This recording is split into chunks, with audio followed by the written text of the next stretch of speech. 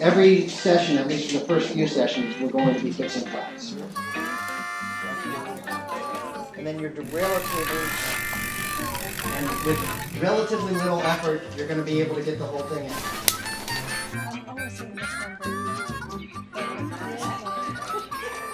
Okay, so yours was righty-loosey, so mine will be righty.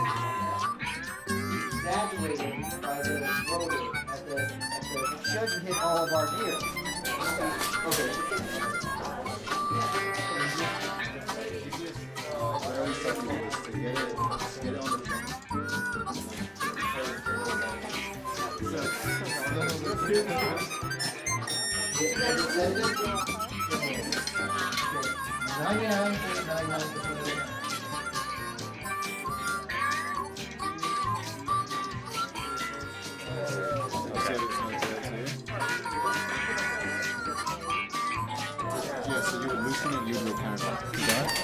If you're torquing on that, then you can actually crush the bearings. Oh.